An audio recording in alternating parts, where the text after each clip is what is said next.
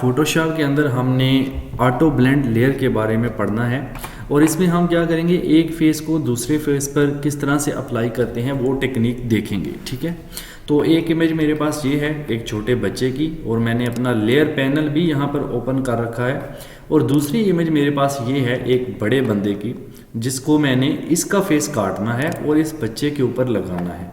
तो देखेंगे कि ये काम हम किस तरह से करते हैं।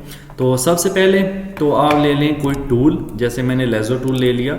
देखिए, काटने के लिए आप कोई भी टूल यूज़ कर सकते हैं, पेन टूल का यूज़ भी कर सकते हैं, बट मैं इसको लेज़र टूल से ही काट लेता हूँ। तो मैं यहाँ से इसकी सिलेक्शन स्टार्ट करता हूँ। ठीक है, आपने भी अपने अकॉर्डिंग जो है वो सिलेक्शन बना लेनी है जिस इमेज को आपने काटना है।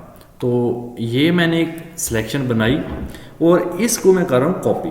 आप एडिट पर जाएं, यहाँ से कॉपी कर लें और फिर इस लेयर के ऊपर आना है और यहाँ पर याद रखें पहले ये जो लेयर है डबल क्लिक करके इसको अनलॉक कर लेना है।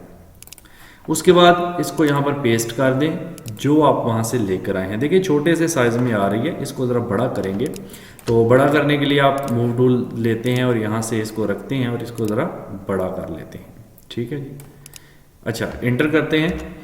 अभी देखें इसके पीछे हमें नज़र नहीं आ रहा, तो आप यहाँ पर इसकी ओपेसिटी को थोड़ा सा कम करके देख सकते हैं कि ये कहाँ पर एडजस्ट ठीक से होगी। ठीक है, इसको मैं थोड़ा और बड़ा करके यहाँ पर एडजस्ट कर देता हूँ तकरीबन यहाँ पर। ठीक है, बाकी कोई इशू नहीं है, वो हम मैनेज कर लेंगे बाद में। ये मैंने फेस यहाँ पर लगा दिया।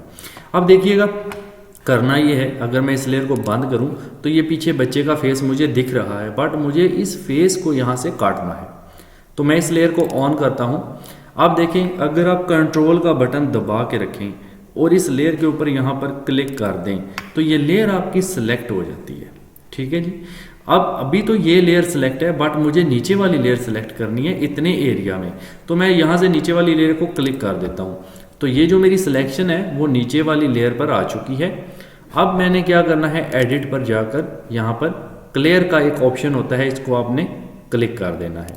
जैसे ही क्लिक करेंगे होगा क्या, अगर मैं ऊपर वाली लेयर को हाइड करूं तो आप देख सकते हैं उसके पीछे जितना भी एरिया था वो कट चुका है। अगेन इसको शो कर देते हैं। अब मैं कंट्रोल डी करता हूं ताकि मेरी जो सिलेक्शन है वो हट जाए। एक स्टेप और आपने करना है कि ये लेयर सिलेक्ट करके इसको थोड़ा सा मजीद बड़ा कर लेना है। ठीक है, और यहाँ पर टिक दबा दें और ये जो गैप नज़र आ रहा है इस तरफ, थोड़ा सा मैं जूम करके दिखा देता हूँ। ये देखिए, ये जो गैप है इसको एडजस्ट करने के लिए एरोज कीज़ की मदद से आप इसको थोड़ा सा इधर सेट कर सकते हैं। ठीक है, उसके बाद सिंपल सा काम करना है। करना क्या है, इस लेयर को भी सिलेक्ट करना है, शिफ्ट दबाकर इस लेयर को भी दोनों को सिलेक्ट करना है और एडिट पर जाकर यहाँ पर आपने नीचे एक ऑप्शन होता है ऑटो ब्लेंड लेयर, इसके ऊपर क्लिक करना है और जस्ट ओके कर देना है और कुछ भी नहीं करना।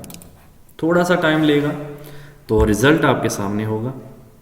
ये देखें किस तरह से उसने उस इमेज को इस लेयर के साथ ब्लेंड कर दिया है और ये वाला जो फेस था वो उस बच्चे के फेस के ऊपर आ चुका है। आप देख सकते हैं क्लियरली कोई ख़ास डिफरेंस फ़र्क महसूस नहीं हो रहा, कुछ अजीब सी इमेज बन चुकी है। वेल इस तरह से आप कर सकते हैं भाई, इमेजेस को बिगाड़ने की ज़रूरत नहीं है, ये जस्ट आपके आइडिया के लिए है, नॉलेज के लिए है।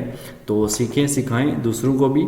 चैनल पर नए तो सब्सक्राइब कर लें एंड मुझे कमेंट में बता देना कि वीडियो कैसी लगी। Thank you so much.